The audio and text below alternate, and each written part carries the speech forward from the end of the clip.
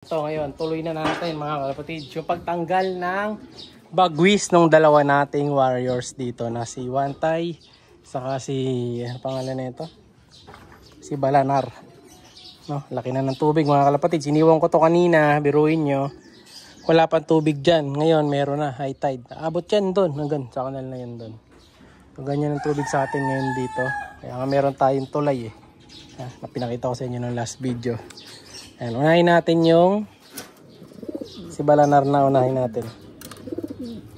Ayan, kung sino una lumapit. May pintura kami ko, tinan nyo yung itsura po ang kaliskis mga kalapatids. Dahil kakatapos lang natin ng isang vlog. Ayan, kunin muna natin tong si Balanar. Siya si Idol Madla, nakakahanga, may mga hawak, gandang linyada. Ika'y inspirasyon kung bakit hanggang ngayon ako'y palaging kumakarera. So yung bubunutin natin dito, dahil ilan to? 4 to eh. So dahil 4, 2 lang. Ito sa kabila, 4 din. So unahin natin tong 2 na to. Para sunod-sunod, mahuli na tong 2 primary. No? Let's go. Let's go boy! So ito muna, unahin natin ito. Tanggalin lang natin to. Yun. Natanggal ko na isa oh. So kita nyo yung nabunot sa bagwis niya. Oh, hangin na lang. Wala nang laman. So, tama-tama lang na tanggalin na. So, next. Ito pa yung susunod naman. Alisin natin.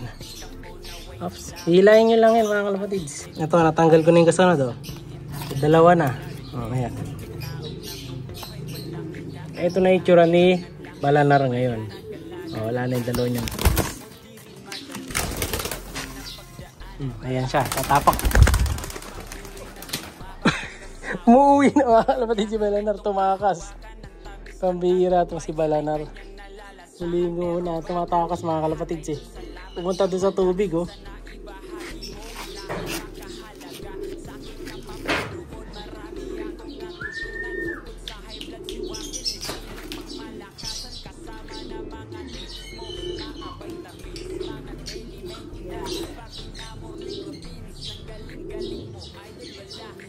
Yan, natanggalan natin yung bagoy si Balanar.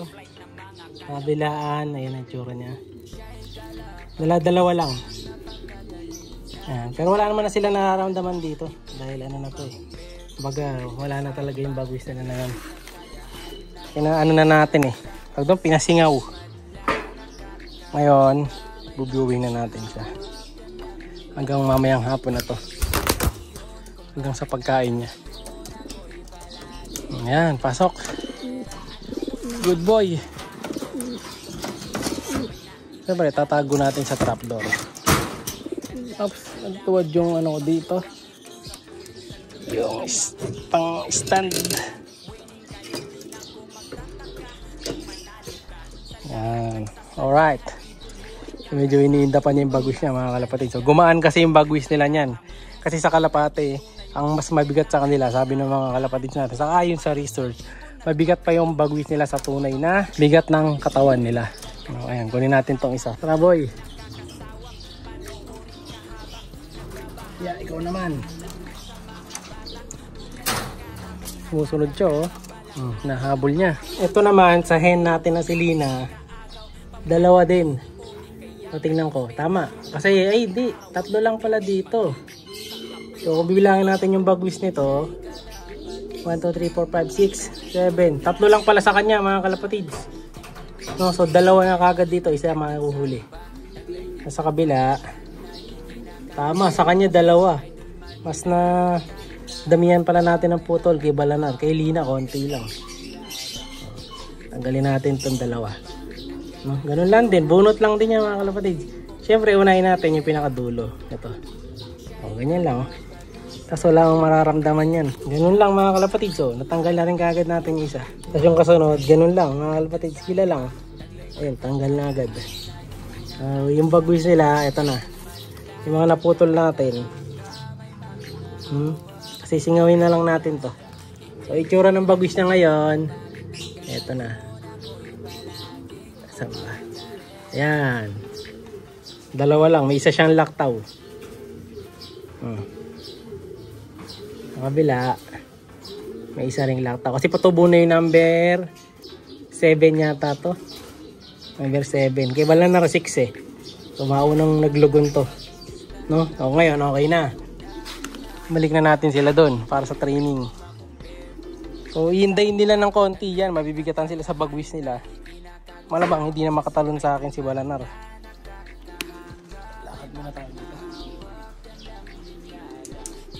Oops, ito na siya. Pasok na. Sa Gedli. Oh, yun o. Alam naman nila yung pupuntahan nila eh. Oh, kasi yan lang.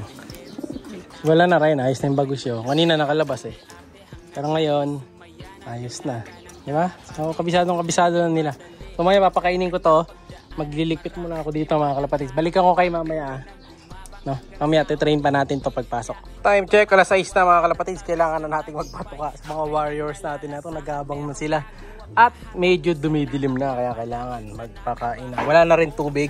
So kanina kita nyo mataas ang tubig. Pero ngayon wala na. No? So bumababa din sa hapon.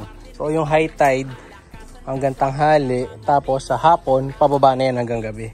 Tapos bukas sa umaga repeat lang, babalik ulit. So ngayon ito, buksan na natin yung trapdoor nila. O, ito nyo mga kalapatids, oh. Gutom na to mga to. Kakain talaga at kakain yan. Diba? Bilib daw ako sa mga kalapatids to. Ang lakas magsikain.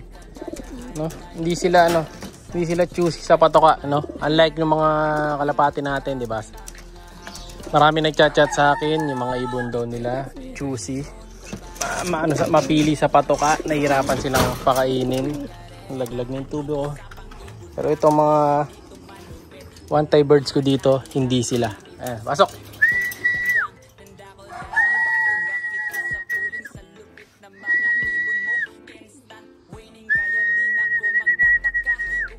Kain guys. Kain na. Daily routine natin yung ganito. Everyday lang, ulit-ulit lang, ganyan lang mga kalapatids hanggang sa masanay sila. Dati kita nyo mailap pa. Pero ayan, kita nyo, ang amo na. Kahit na late na sila nakakakain dito sa akin, maamo pa rin. Minsan kumakain to mga kalapatids, alauna, yun yung hapunan nila. Pero ngayon, super late ang pagkain natin sa kanila. No? Kahit sa kamay, kumakain yan mga kalapatids. Kahit sa ilagay natin dito sa palad ko. Sanay na sila. Aray!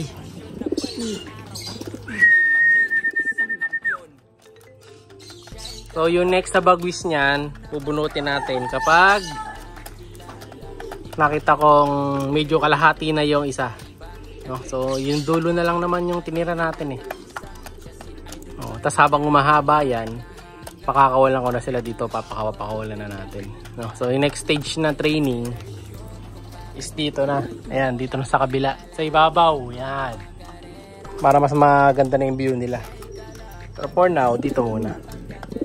Ayan o, kita nyo, yun o. Pakita ko sa inyo yung kinakain nila. Ayan o. Iniiwan nila huli, trigo. Ito, ito kamay ko kinakain mo eh.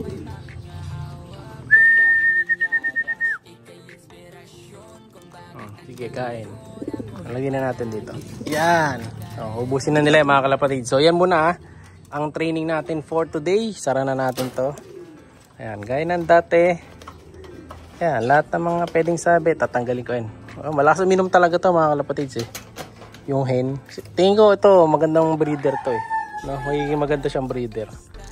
Tapos malaki pa katawan niya. Kaya tamang-tama. Siya'y kalapatista.